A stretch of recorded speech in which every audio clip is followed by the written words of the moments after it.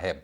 चलिए अब बात करेंगे एक और mid cap company IRB infra की, जो कि दो ग्लोबल निवेशकों से 5,347 करोड़ रुपए जुटाने जा रही है। हालांकि स्टॉक फिलहाल 10% के लोअर सर्किट पर है और इसकी वजह जो है वो ये है कि कंपनी ने 30% के डिस्काउंट पर दो फंड्स को ये प्रेफरेंशियल अलॉटमेंट करेगी।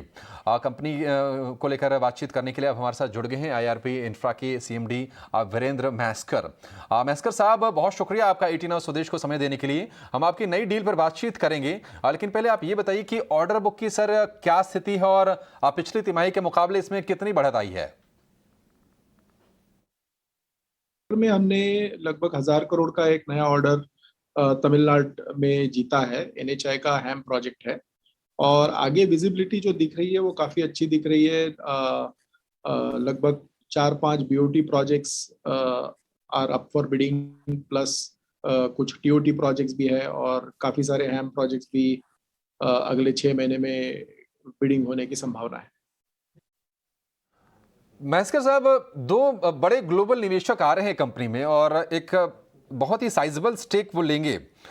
सिंट्रा इन्वेस्टमेंट और जीआईसी, इनको आप प्रेफरेंशियल इशू करने जा रहे हैं। जरा इसके बारे में बताइए और यह भी बताइए कि गोइंग फॉरवर्ड भविष्य में आपकी और क्या क्या योजनाएं हैं?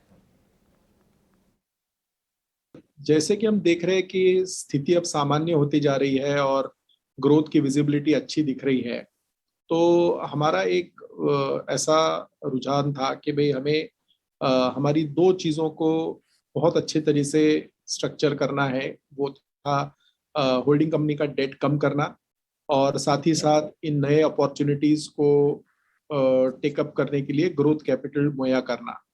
तो इन दो चीज़ों को नज़र में रख के हमने ये फंड रेज किया है, जिसमें दो बहुत ही मार्की इन्वेस्टर्स ने प्रेफरेंशियल ऑफर में पार्टिसिपेट किया है इंडिपेंडेंटली, और इनको जो है वो हम इक्विटी शेयर्स अलॉट करेंगे, जिसके तहत लगभग 5,347 करोड़ रुपए का फंड हम लोग रेज कर पाएंगे। और इसमें से लगभग 3,500 करोड़ रुपए हम होल्डिंग कंपनी की डेट कम करने के लिए उसे यूटिलाइज करेंगे और बाकी 1,500 करोड़ रुपया जो है वो हमें नए प्रोजेक्ट्स में इक्विटी के तरीके से मीट करने के काम आएगा। अगर हम 1,500 करोड़ के फ्रेश ग्रोथ कैपिटल की बात करें तो लगभग 20,000 करोड़ रुपए तक के नए प्रोजेक्ट्स कंपनी की लेने की क्षमता इस वजह से बढ़ जाएगी। ठीक है, तो ऑर्डर बुक भी अच्छी है और प्रोजेक्ट्स लेने की क्षमता भी बढ़ जाएगी।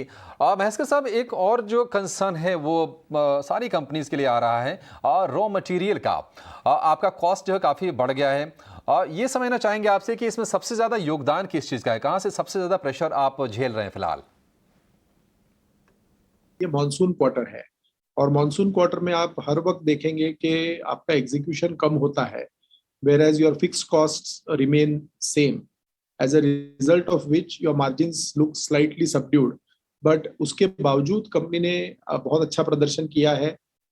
थोड़ा बहुत जो कॉस्ट में उछाल दिखा है वो मेरे ख्याल से जो स्टील की और सीमेंट की प्राइसेस बढ़ी है, बिटुमेन की प्राइसेस बढ़ी है, उनकी वजह से है। बट जैसे प्राइसेस स्टेबल होगी मेरे ख्याल से maintaining the margins should not be a challenge. Sir, एक आखिरी सवाल आपसे। अब देखिए, जिस तरह से चीज़ें बेहतर हो रही हैं, लेकिन एक दिक्कत कंपनियां फेस कर रही हैं, वो है सप्लाई चेन को लेकर। क्या आप आगे कोई दिक्कतें बढ़ती हुई देख रहे हैं? क्या कोई बॉटलनेक्स क्रिएट हो रहे हैं? बॉटलनेक्स दूर होते हुए मुझे दिखाई देते हैं। रॉ मटेरियल अवेलेबिलिटी बढ़ रही है। हाँ, ये जरूर है कि फ्यूल का भाव बढ़ा है, तो बट उसमें इन्फ्लेशन जो है वो गवर्नमेंट ही कॉम्पनसेट कर रही है। जहां तक हैम प्रोजेक्ट्स का सवाल है तो वो कोई बर्डन कंपनी पे नहीं आता है। But otherwise supply chain bottlenecks इस वक्त मुझे कोई नहीं दिखाई दे रहे। साहब, बहुत शुक्रिया आपका समय देने के लिए और 18 स्वदेश के साथ बातचीत करने के लिए, और आपकी आगे की जो स्ट्रेटजी है उस पर भी हमें आईआरबी इंफ्रा। देखिए, कंपनी में कोई खराबी नहीं है। देखिए, डील पाइपलाइन मजबूत है, ऑर्डर बुक की विजिबिलिटी है और दो बड़े निवेशक भी आ रहे हैं। सिर्फ एकमात्र कंसर्न कि इतने बड़े डिस्काउंट पर जो डील हुई है उसके चलते स्टॉक आज क्रैश कर गया है। क्या सलाह आप देंगे आईआरबी इंफ्रा को लेकर? क्या आप ट्रैक कर रहे हैं इस कंपनी को? इसमें जो हमने लास्ट एक रनअप जो देखा था वो 203 से लेके सीधा 340 तक का था। अगर आप डेली चार्ट की भी बात करते हैं तो 20 अक्टूबर को इसका प्राइस 200 रुपया था, और अगर मैं और टॉप की बात करता हूँ तो 25 अक्टूबर को ये 350 तक गया था। तो जनरली एक ट्रेंडिंग काउंटर में जनरली एक हायर टॉप हायर बॉटम देखने मिलते हैं। हमने वो देखे ही नहीं थे और काउंटर ने 4 दिन में इतना बड़ा टारगेट अचीव किया। वहां से जो अब करेक्शन आ रहा है as of now it seems कि ये करेक्शन सिर्फ एक हायर बॉटम बनाने के लिए आया हुआ है। तो टेक्निकली हमें 240 और उसके बाद 220 ये दो लेवल पे ध्यान रखना होगा।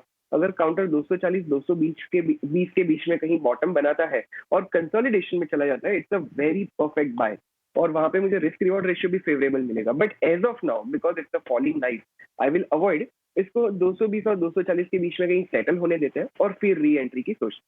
ठीक है, 220 से 240 रुपए के बीच इसमें री एंट्री की कोशिश करेंगे आईआरबी इंफ्रा में। अभी इसमें आप खरीदारी की चेष्टा बिल्कुल मत कीजिए, थोड़ा सा दूर रहिए। फॉलिंग नाइफ की तरह है, गिरते हुए चाकू की तरह है, पकड़ेंगे हाथ कट जाएगा।